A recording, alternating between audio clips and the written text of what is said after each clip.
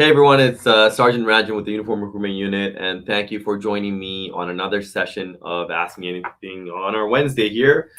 So, as we wait for people to hop on our platforms to get settled, I just want to kind of touch on some of the things that are coming up in terms of events, and also thank you for some of the events that you did attend. The Honda Indy, we just wrapped up our session at the Honda Indy over the weekend in Markham. We had many of you attend our booth setup. Not as big as the one we usually have in downtown Toronto, but nonetheless, it was still an amazing event to be a part of because it kind of gives us a chance to, engage with our potential candidates. And for those of you that are maybe interested in a career, whether it's the uniform side or the civilian side or auxiliary members or special constables, again, we had them all represented throughout the weekend. And it was just nice to be out there, beautiful weekend and to kind of share stories, to meet you. So, for those of you that had the chance to attend over the weekend, it was nice having you at our booth. Hope you had a chance to get into our frontline vehicles. We had the motorcycle, we had the Ford F-150, and we also had our specialty vehicles there. So, hope you had a chance to get into them because those vehicles could be your office setting once you get on. So it was very nice to see you. A few events coming up. Obviously, if you go on our website, opp.ca/events, you'll notice all of our in-person shuttle run events that are coming up this month as we work towards end of August. We're already mid-August, actually almost two-thirds done.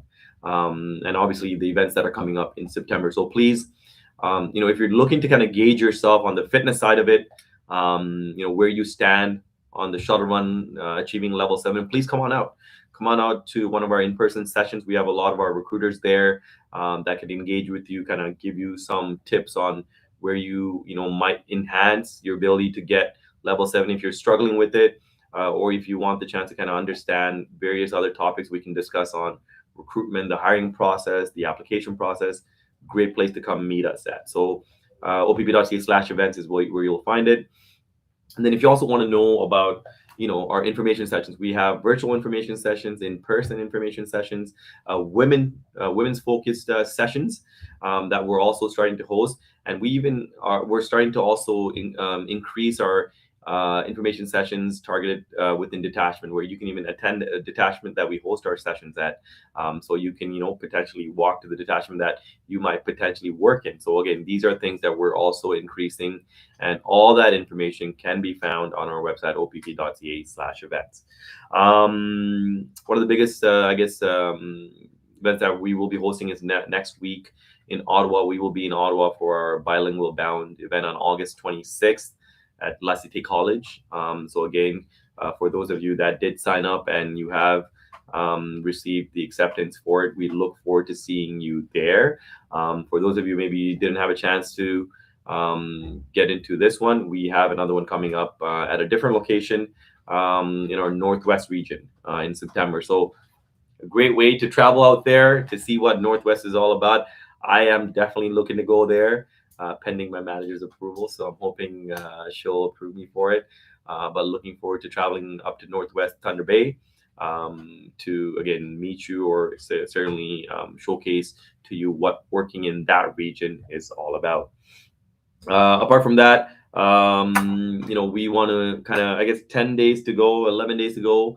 We're getting ready for our new intake. August 30th is a new intake of our new recruits that will report for training.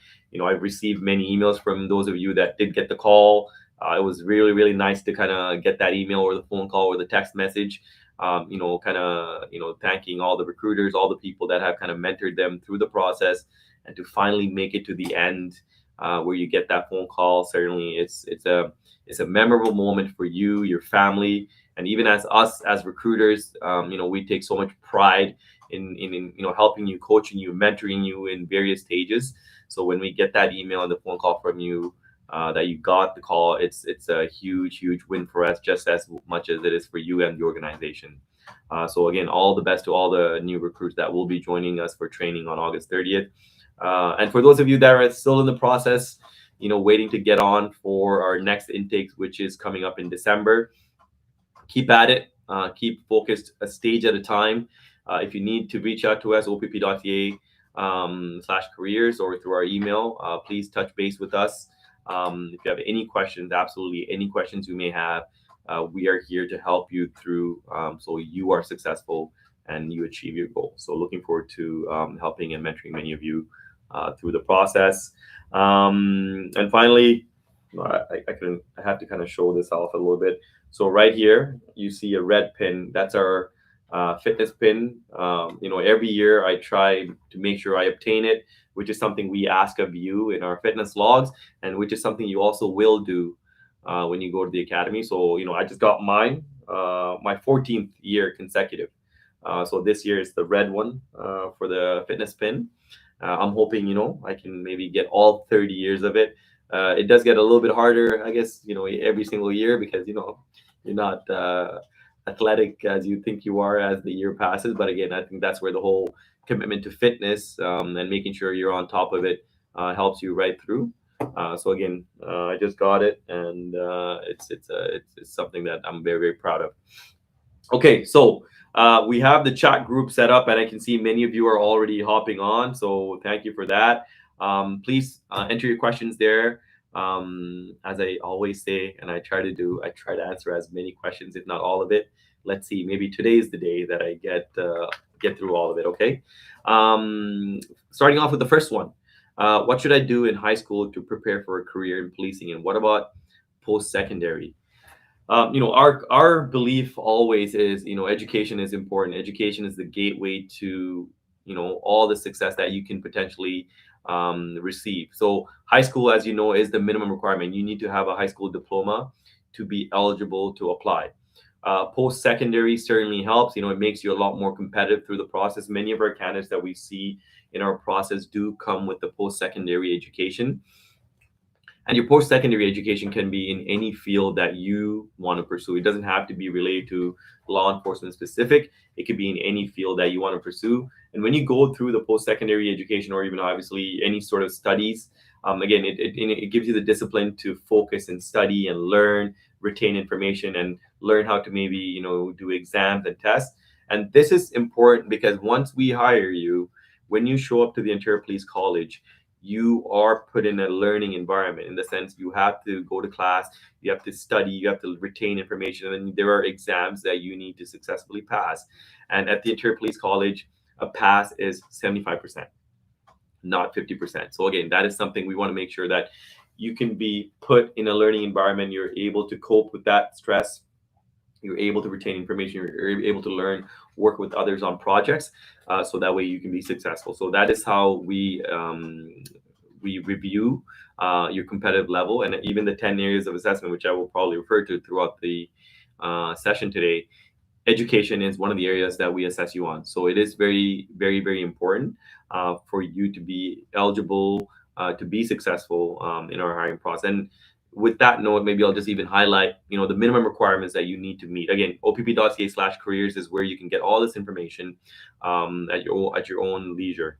Minimum 18 years of age or older, you have to be to apply. You have to be a Canadian citizen or permanent resident.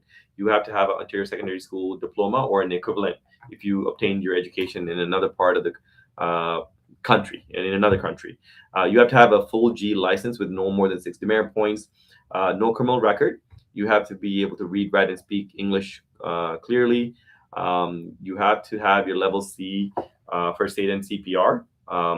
Again, this is something you don't need to have right off at the application stage, but certainly something you do need to have prior to job offer. And finally, you have to be able to get level 7 on the shuttle run, which is the fitness testing that we currently have in the OPP when it comes to the hiring process, once at the start and once at the end of the process. Okay, so that is what I would kind of articulate for the education piece. So it's important. Again, post-secondary education is beneficial, so please, if that is something that you want to pursue, make sure you pick the right degree that suits you. I'm about to submit my shuttle run, but when I was doing it, the camera moved on me, and you can't see the end line of my shuttle run. Should I retake the video before submitting?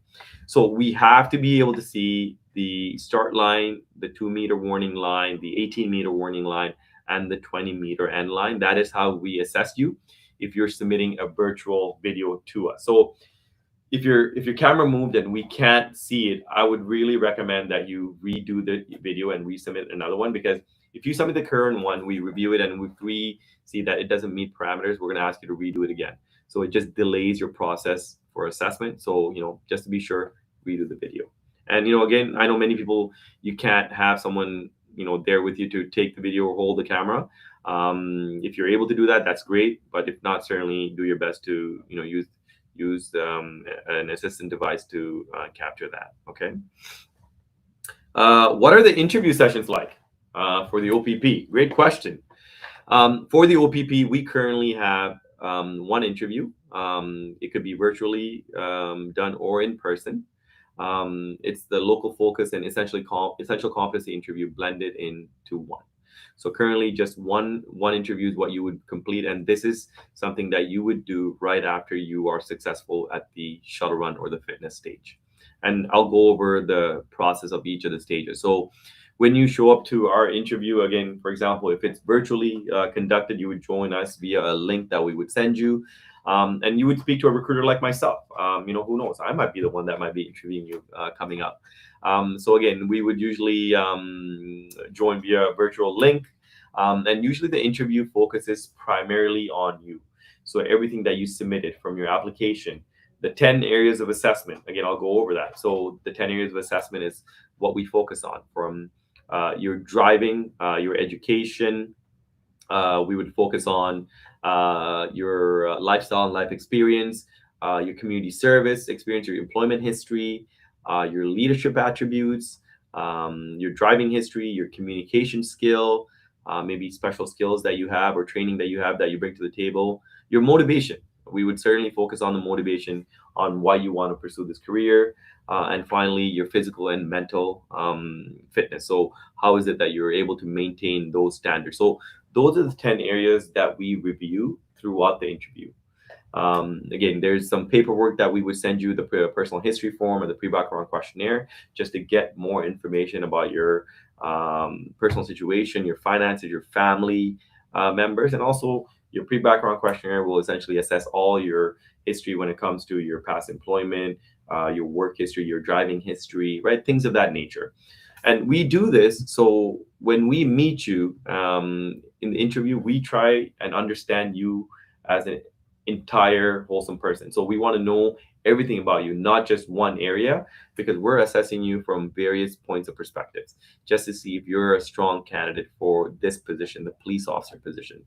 There's a lot of pressure in this position. There's a lot of demand when you are a police officer in society. So we want to make sure that the person that we're hiring is the right person, the fit person that will succeed in this career and have a long career, right? That's what we're looking for.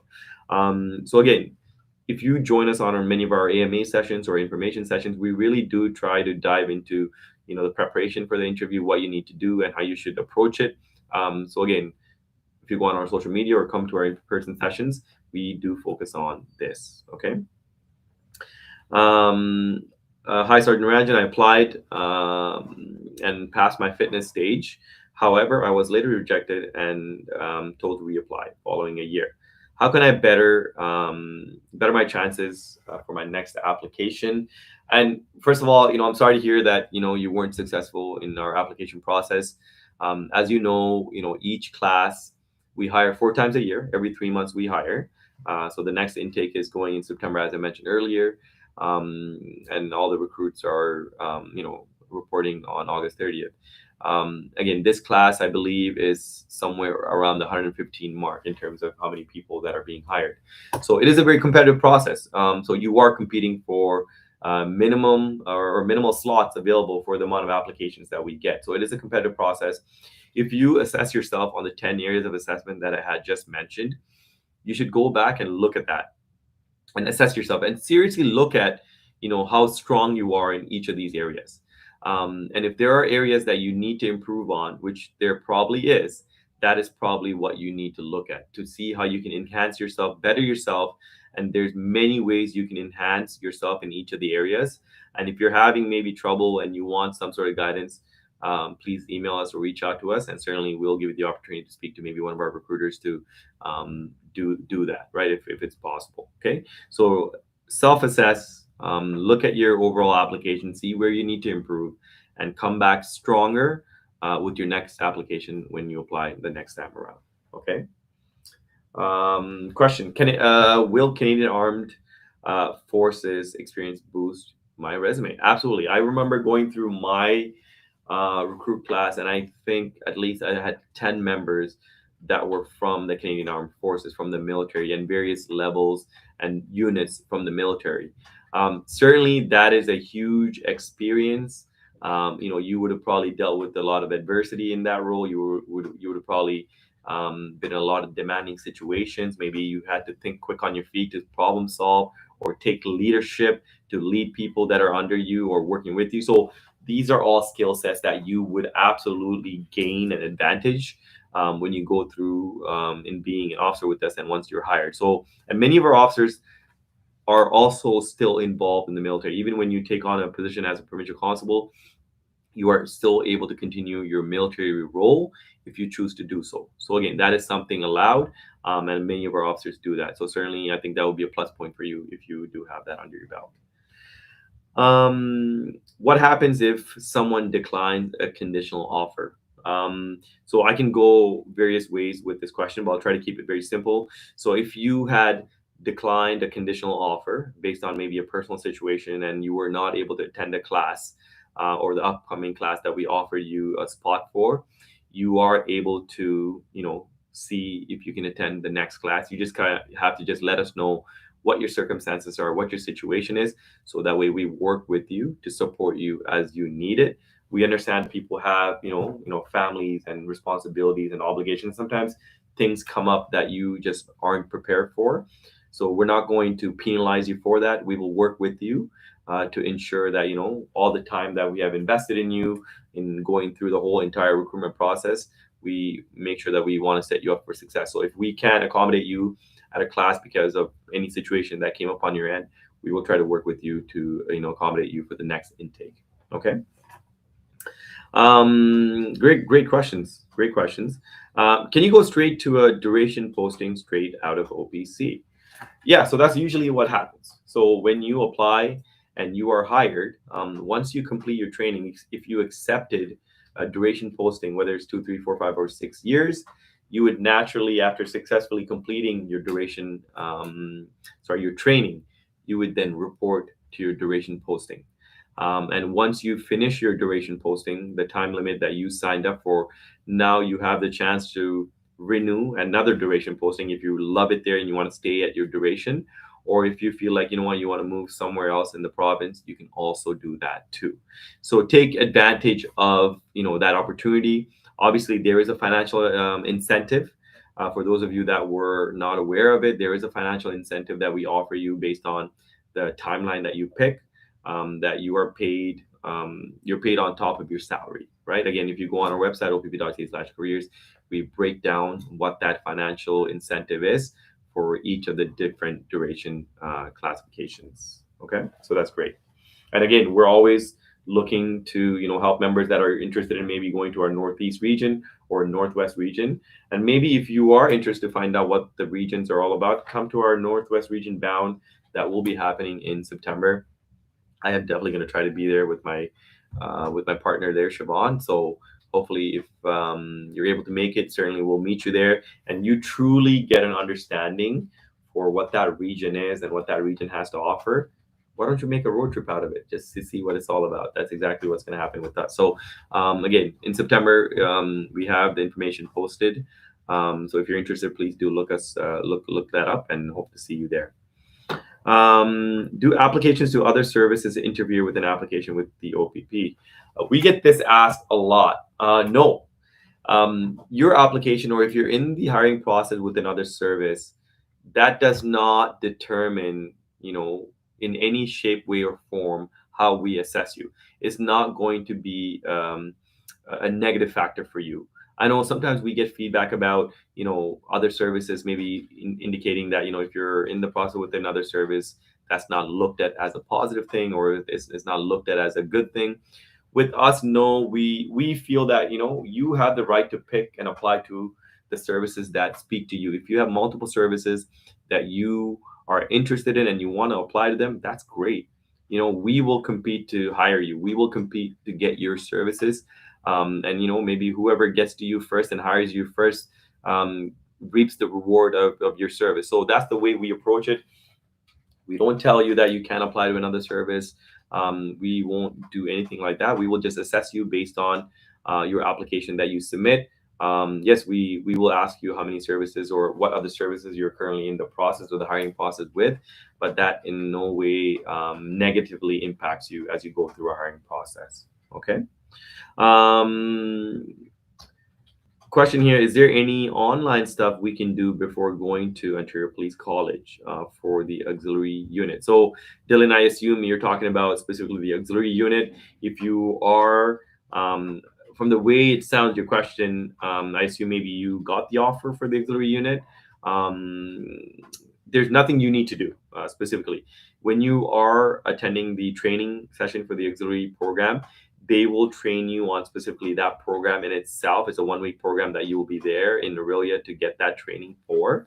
But if you want to read up on the auxiliary program, certainly go on our website, opp.ca/auxiliary, and you'll understand what the program is, what the training session looks like, what the incentives of the programs are. That is something you can learn further about. But when you go to the training, we will make sure you are topped up on all the training that we offer. Okay. Another question. I'm currently working as a helicopter pilot. Okay, that piques my interest. With a lot of skills, and I could transfer to the OPP. What would I expect if I were to apply to be a successful candidate? Could I go right into being a pilot, or do I need to apply as a provincial constable? So, great question, and I'll give you the answer.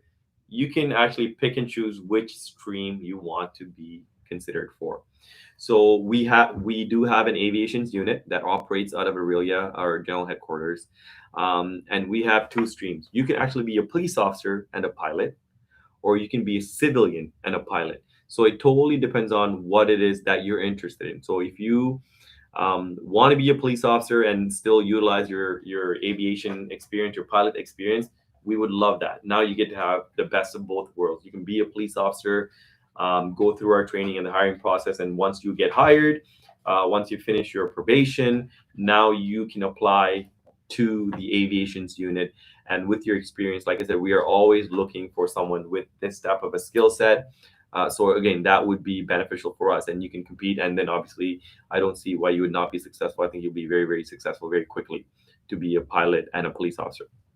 If you have no interest in being a police officer, you can still work for the OPP as a pilot, as a civilian. So you would then just directly just apply for the position to be a pilot with us through our civilian jobs portal, go through the interview, and if you're successful, you would now just be a civilian pilot for the OPP. So again, both streams are available, and if you're looking specifically to know what the classifications are, or the license you need to hold, or how many hours of experience that you need to have prior to applying, certainly reach out to me. I can go over with all those specific details. I don't want to get into it now, but I can go over all those specific details for you if you're interested. Okay, but that's amazing. It's not easy to get the pilot's license. I know that. I've spoken to many people. Does a visitor visa is a visitor visa enough to meet the minimum requirement to apply? No, so unfortunately not. The visitor visa does not fall within the parameter of what we're looking for, which is a Canadian citizenship qualification or a permanent resident qualification. Those are the only two qualifications that we require.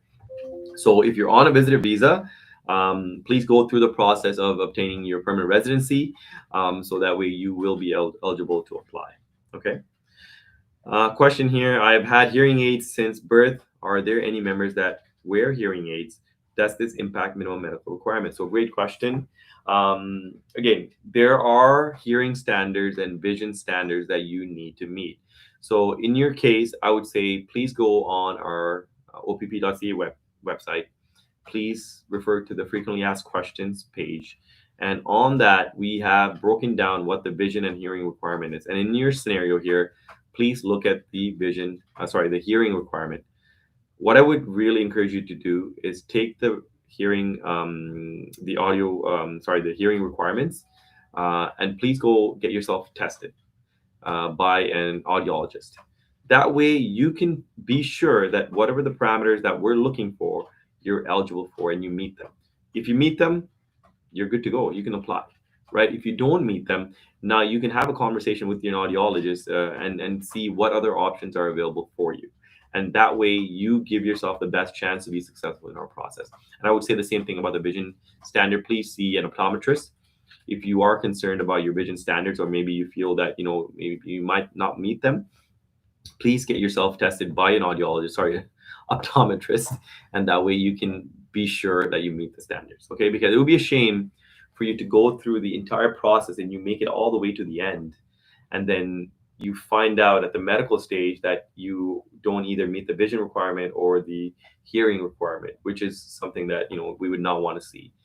So please, just make sure you do the legwork up front, so that way you're setting yourself up for success. Okay.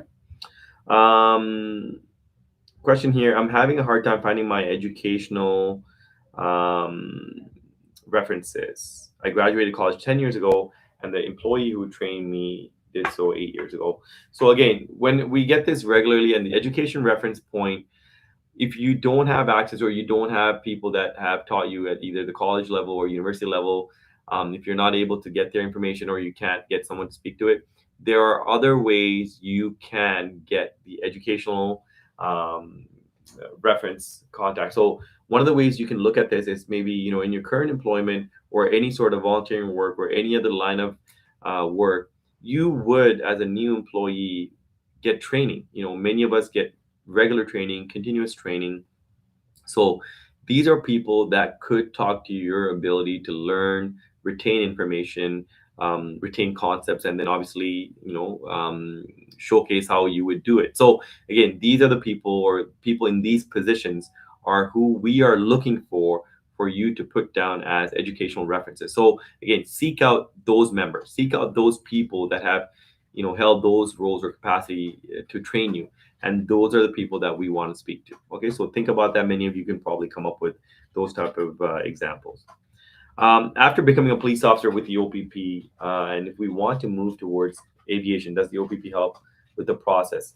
No, unfortunately not. We unfortunately do not pay for the training for you to become a pilot after you become a police officer. Either, if you have that training already, that would certainly help, and that would be considered a special skill. You can still become a pilot, but you would have to obtain it through your own means, which means you would have to pay for the flight hours, the training, the testing. That would all still have to be paid by you. The OPP does not pay for you to obtain your pilot's license once you become an officer. Okay. How much weight is given to a detachment selection when there are personal and family considerations? Um, a lot. And I think for those of you, when you go through the interview, this is a section that we will focus on in the interview, because again, we want to know what you bring to the table. We want to know the skill sets. We want to know your motivation, but we also want to know all the factors that impact you, not only as you go through the training or the hiring process, but well beyond that. Because when we post you, after training, we want to make sure we're giving you a detachment that you are going to feel whole at. And what I mean by that is, you're going to have the right outlets, you're going to have the right supports, not only at your detachment, but when you come home, especially in your first year as an officer. I went through this, and many officers do. Your first year, I would say, is the most challenging year as an officer. You're, depending on what sort of profession or experience you're coming from into this career, it's a very different career, unlike any other. The pace is different. It's demanding. It's challenging. Sometimes it's stressful. There's a lot of paperwork side that you would have to deal with. So there's a lot of moving parts and a lot of challenges put on you right off the bat as a brand new recruit class constable. So you need to have the support systems at homes. You need to have the people that have made you successful, and have seen you through the ups and downs in your life, and have been there for you. So we want to make sure these people are there for you even throughout your career. So we put a huge weight, or a lot of weight, into considering multiple factors prior to making sure we give you the detachment that you pick. Again, you get to pick 6 detachments in our hiring process. You get to rate them 1, 2, 3, 4, 5, 6 based on your most preferred posting to your least preferred posting. And then our managers will review all sorts of information based on things that you want us to consider prior to us picking a posting for you. So again, I would say we do a really good job of making sure we give our candidates the best in terms of selection process. Obviously, there's a factor where we need to satisfy our organizational needs, but at the same time, we do take the needs of you and your family and your dependents into consideration when we make that posting for you. Okay. Does a low credit score discredit your eligibility? No, not at all. That's one of the things we look at in our prior to our interview. When we send you our personal history form, there is a section that we talk about, which we ask you to disclose your financial information, your financial obligations. So this is something we do look at, but just because you have debt doesn't mean it takes you out of our process. Again, we all have debt in this day and age, in this life. We all carry debt in some way, form, shape, or whatnot. So whether you have a school loan, or you have a car loan, or you have a mortgage, or you have credit card debt, these are normal day-to-day situations that we all go through. It's just about how you manage it, what sort of habit you've built, or maybe if you had negative situations when it came to managing your finances. We want to see how you've improved from it, how you learned from it, or how you overcame it. So these are the things that we're looking for. And again, it's a conversation that we will have in the interview for you. We give you a chance to articulate yourself, explain situations, maybe if you did run into some financial trouble. But again, don't just assume that that takes you out of the process. Have full confidence that we will see your entire file through and assess you on each of the areas, not just one area. Okay. Are special constables required to complete the shuttle run? Yes, special constables also required. They are required to complete the shuttle run, but they are not required to achieve level 7. Their testing parameters are different. Their physical parameters are different. So again, if you are looking for that specific position, please visit opb.ca/careers. Look at the special constable hiring process, and we break down everything there for you, right, in terms of what level they would need to achieve there. Do we get to choose the training intake session once selected? What are the options? Can we ask for leave during our training? Again, so you have multiple questions there. You're asking multiple scenarios. Again, based on, I'll try to answer it this way. We try and post you to the first upcoming intake that you're eligible for. So, for example, if you're in our hiring process now, as I mentioned, our next intake is August 30th, and there was a cutoff date for offers to be sent out. So if you didn't make the cutoff date where your file was still in progress, and we didn't complete your file because we were waiting for maybe the background to be completed or your psych testing to be completed, naturally you wouldn't have the option to get into that intake.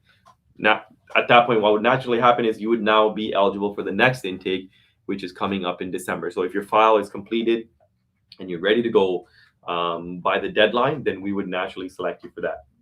And going back to my initial question that I answered with the other person there, if for whatever reason, if there's a personal situation or family situation and you can't attend the intake that we have offered you for, please let us know. If there's a family situation that happened, emergency situation that's come up now that needs your attention, we will work with you to see how we can mitigate that situation. Again, we don't want to send you to an intake if you can't participate in it, because you can't miss any portion of the training, because the training at the Ontario Police College and the Provincial Academy is mandatory for you to be successful and for you to pass BCT, the basic constable training. So again, we don't want to send you to an intake if you can't fully participate in everything that's needed to be completed there. So again, we will work with you to address that situation. If you need to, maybe during training, go for something that's requested or emergency, again, we will work with you on a case-by-case basis. But if you miss a prolonged time of training, we can't, pass you on as certified in terms of completing all the required mandatory segments. Okay. At what point does age become a weighted factor in the decision to hire a prospect, speaking to being older than the minimum, 35 to 40? It never is. There is no factor. Age is not a factor for us to consider your suitability. The age is a factor. All you need to be is 18 or older. That is when the age is considered. anything beyond that, it truly comes down to your ability to meet the minimum requirements, pass all the testing processes that we have in place, and if you're a suitable candidate, we will hire you. And this is accurate because our classes currently have many members that are, going into their second careers, members well in their late 40s and even early 50s that are taking this career on. They're fit, they're motivated, they can meet all and pass all the standards of our testing. So that is what our hiring process is. It's not based on, how old you are or how young you are. So I think that's something that, many people fear. But again, if from my, I think you are 35 to 40, you're young. I would still say you're young, you're eligible. It just comes down to your motivation for the career and your ability to be successful at each of our stages of our hiring process. So that's what I would say you should consider. Okay. Is it a tougher competitive process if it is your second time applying? I wouldn't say it's any tougher or less tougher. Anytime you apply, you're still competing, and it's a competitive process. Again, as I mentioned, we hire 4 times a year, and each class we're hiring about maybe 115, maybe just a little bit more than that. So per class, so you are competing for a limited amount of spots, but that doesn't mean you're not capable or you're not competitive. It's just a matter of making sure that you're putting your best foot forward. You're trying to meet all 10 areas of assessment, and you're trying to really showcase how you have evolved from the first time. If this is your second time going through the process, we would expect that when you submit your application, that you have shown improvement in all 10 areas of assessment. So again, that's what we're looking for. Looking for, improvement, growth. If you were not successful with the application the first time around, please don't submit the same application with the same experience. That's not going to increase your chances of being successful. So we want to make sure that you have shown growth, and that's why we give you the 1 year wait period for you to self-assess, improve, get better, so that way when you come back and apply again, that you do have a really good shot to be hired the second time around. Okay, so just keep that in mind. Question here. Can you work specifically on a tactical emergency response team with the specialization, or would you still be on a regular duty patrol? So we have specialty units. So everyone starts off as a frontline patrol officer, right? Everyone starts off as a frontline police officer. That's the bread and butter of policing. So when you're hired, after you successfully finish your training, you would enter your probationary period, which is 12 months, at the detachment that you have accepted your posting for. Once you successfully complete probation, in my experience and what I've seen very consistently, usually officers, it takes time. It takes time for you to understand the role of a police officer. It takes time for you to get that experience as a frontline police officer. You're dealing with so many different aspects of policing, and it takes time for you to learn all that. Usually, it takes about 3.5 years for you to become a first class constable from after you successfully pass training. When officers hit the first class constable rank after 3.5 years, that is when officers now really try to look at all the other areas or specialty units that the OPP has. And I can tell you the OPP has a lot of specialty units that focus on various type of specialties. So if you, for example, you have interest in tactical or emergency response team, so we have 2 areas there. We have the ERT team, the emergency response team, and we have the TRUE team, to the tactics and rescue unit. So again, the emergency response officers work out of the detachments that they're working in. You can actually apply to be an ERT officer in your detachment that you are designated, and each detachment has certain designations of how many ERT officers are eligible to work out of there. And then you have the tactics and rescue unit, which is deployed out of certain regions. We have them currently in our East region, West region, and our Central region. So if you're looking for those units, you are eligible to apply.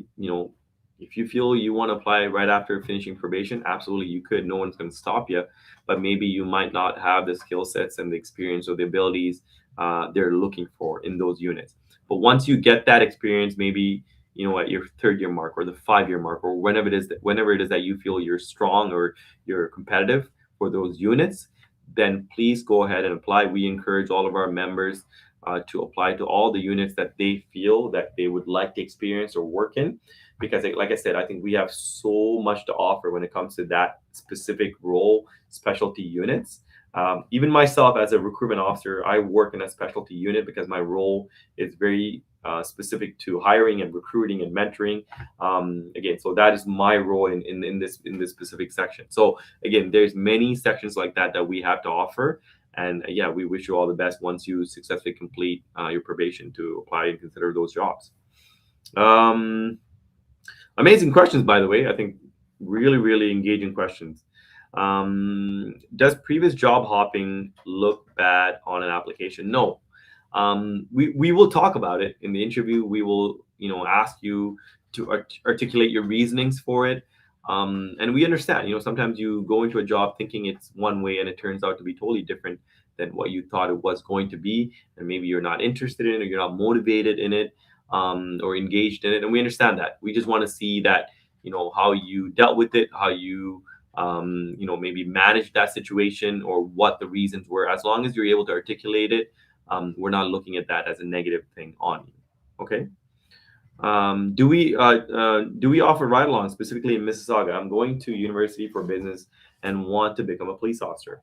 Some detachments, again, we have many detachments across the province, and the ride-along is totally based on the detachment management. So each detachment, their management will determine if they are willing to give a member of the public a ride-along opportunity or not. Again, each detachment is set up differently.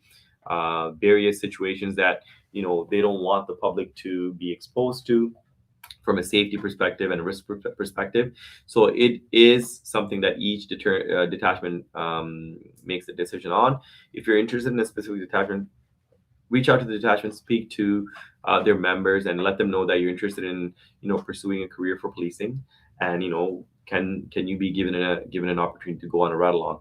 And you never know, it might be accepted. So certainly, if you don't ask, you don't know. So take the opportunity to ask and see what happens. Okay. Question here: does the OPP assign new hires to GTA detachments? Yes, we do. When you go through a hiring process, you get to pick the detachments that you want to be considered for posting. So if you are considering GTA locations, maybe that's the only place that you want to stay. Just ensure that you're picking the GTA detachment, so that way we know that these are the detachments that you're considering for posting, and then we will do our best to give you one of the 6 that you picked for the GTA. Okay. How long is the probation? It's a year. The probation is 12 months after you successfully graduate from training.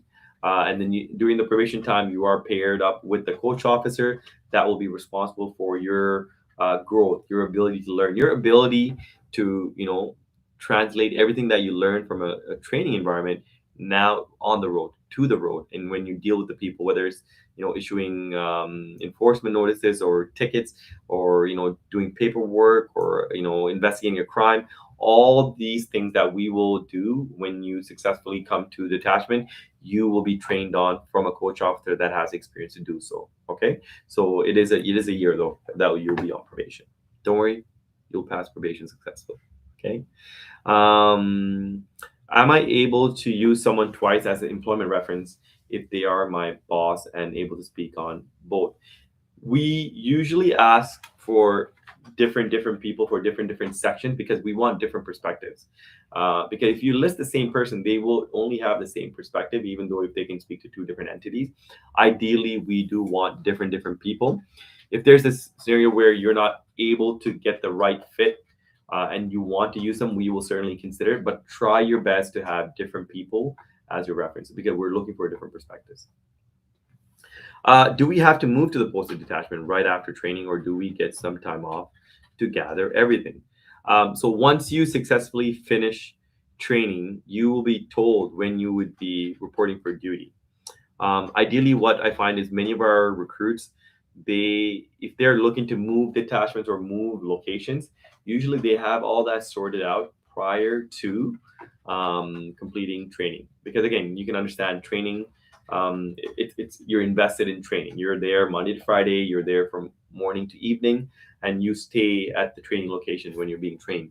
And when you transition and you complete training and you're reporting to the detachment, you don't have a lot of time to manage this type of a situation. So ideally, what you want to do prior to going for training, you want to take the time to look at all the scenarios. If you need to move, if you need to look for housing, or you need people to help you with where you're going, that would be the best time for you to set yourself up for success. So that way you're not managing this new career during your probation period and you're also trying to move at the same time. It's a lot to balance. So don't do that to yourself. That's a lot of stress. Try and manage all that prior to reporting for training. So that way you can be successful. Once you're in training, you can just focus on the training. Okay, so that's how I would approach that. Um, Question here: would a coach be suitable reference for education references? I'm a competitive equestrian and mixed martial artist, and I'm wondering if my coaches would fall under. Absolutely, that would be actually a good segue for that specific section, because your coach would be someone that knows how you take training, how you retain information when you're taught.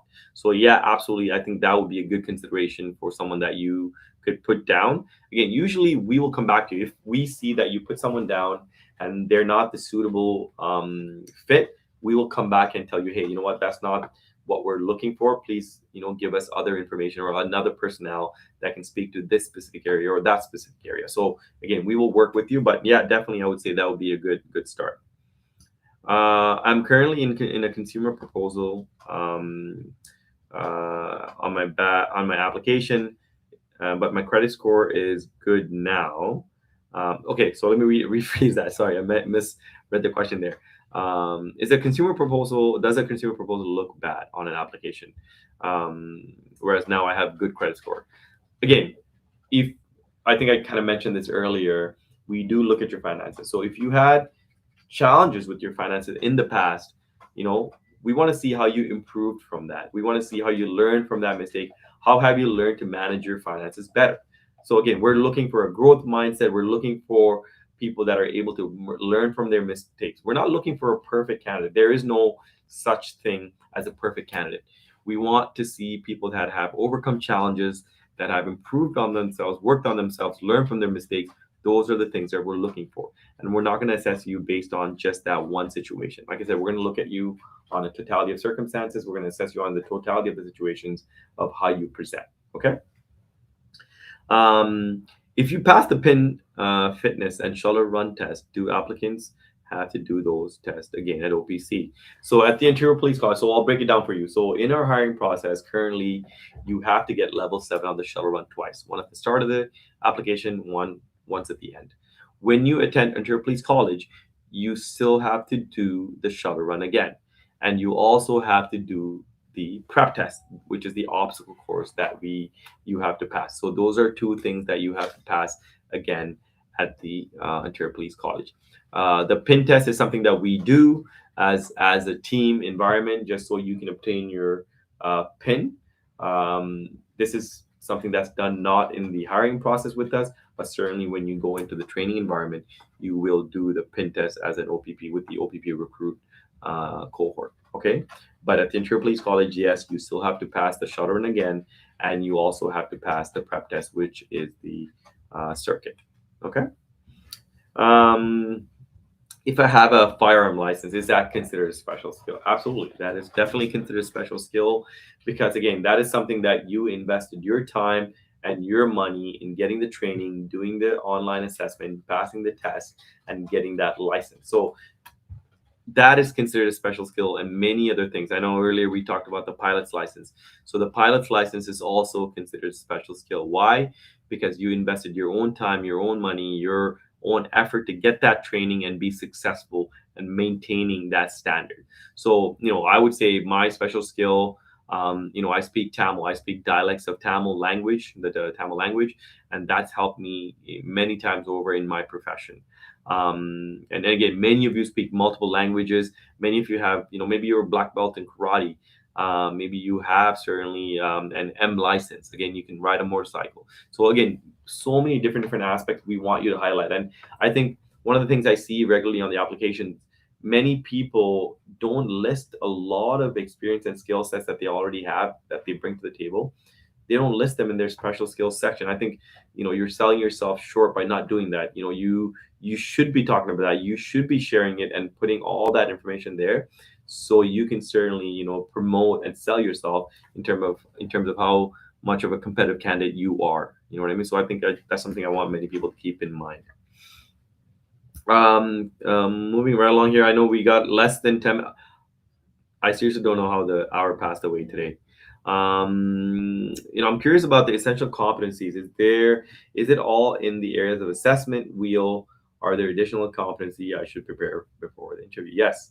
So again, the 10 areas of assessment is what we focus on during the interview. But yes, there are competency questions that we're going to ask you, and no, the competency questions aren't all embedded in the 10 areas of assessment.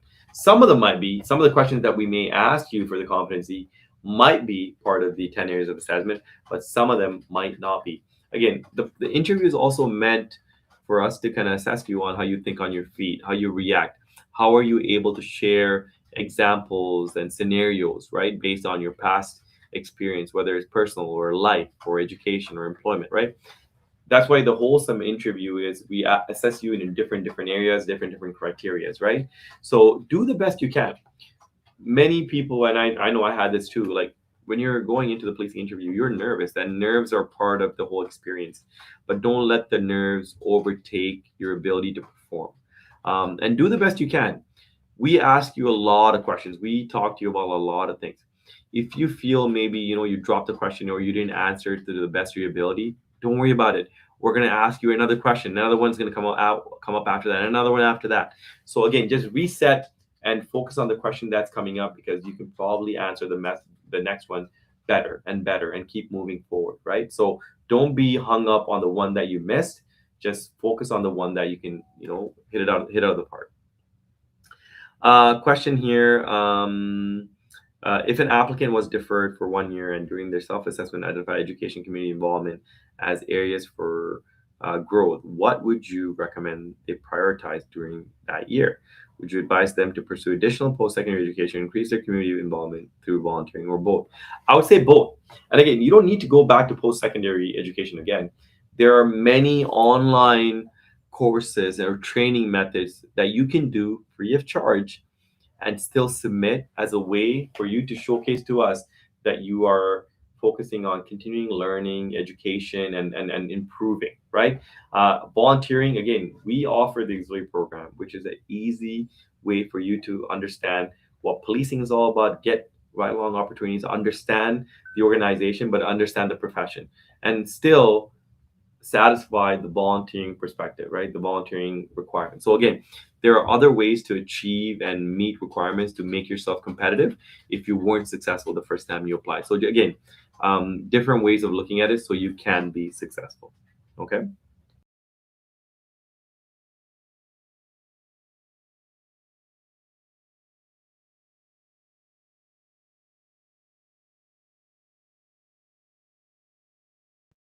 So a few more minutes before we wrap up here. I'm going to try to see if there's any questions that I've missed, and certainly see if I can address it before we wrap up. And again, I just want to thank you for joining. I know the sessions always feel like they wrap up fast and they go by fast, but again, we do this every Wednesday, not every other Wednesday, but we also offer virtual information sessions, and we also offer a lot of in-person sessions where you can have the chance to attend, speak to a recruiter, engage with the recruiter, because I know some questions you're not able to answer in this setting.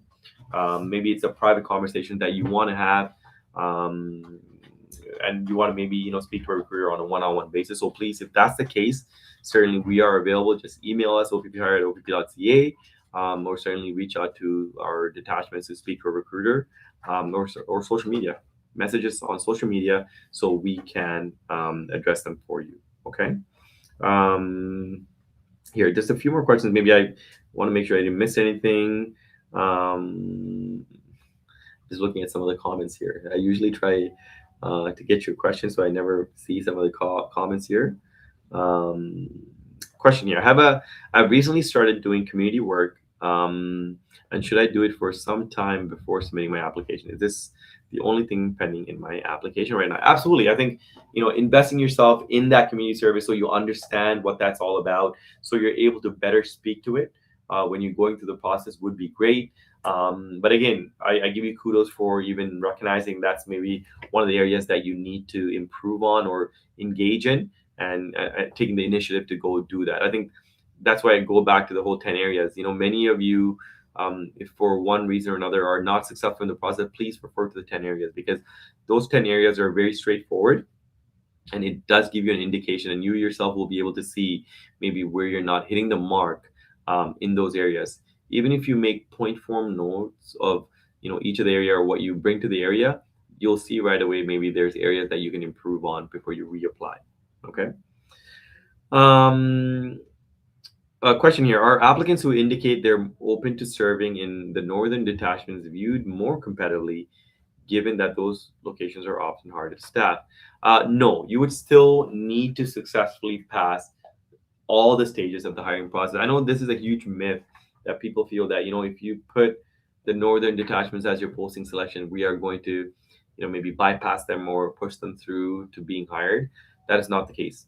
You would still need to successfully pass all the stages. Certainly, again, it's a benefit that you are including the northern areas, but do so if you truly want it. Don't do it if you're just using that as a way to enhance your selection, because in the long run, if that's not where you want to be, you're not going to be happy if you're posted there. So pick the detachments that you truly want to work in, and if it happens to be our northeast and northwest, that's great, because I think you'll have amazing opportunity to see a part of the province that you otherwise would not have, and the amount of opportunities for growth and learning and courses and training that we offer there are hands above. So again, something for you to consider, but again, you would still need to meet all the requirements that you need prior to being given a job offer. Okay.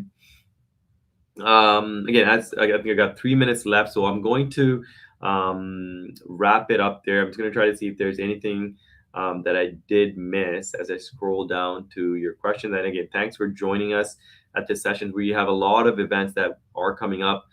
So if you're interested in attending, whether it's a female focused event or a shuttle run event or information session, or even our other events that we host, I know on August 19th, we'll be in Brampton for Hockey Night in Brampton. We're going to be at that event. So again, opp.ca/events is where you would need to go to understand all the different things that are happening across the province. We're all over the place, by the way. And also our social media, OPP Careers, on various platforms. We share a lot of good information, a lot of insight into all the different things that you need to consider prior to applying. And it's a great way to reach and engage with us on our social media platforms. But yeah, look forward to seeing many of you, whether it's in person at the interview or our session. And again, if you're starting off in this process, it may seem a bit daunting, because you have a lot of stages to go. Just focus one stage at a time. As you're going through each of the stages, that mountain top is more and more achievable. And then again, if you have any questions about anything, don't hesitate to reach out to us.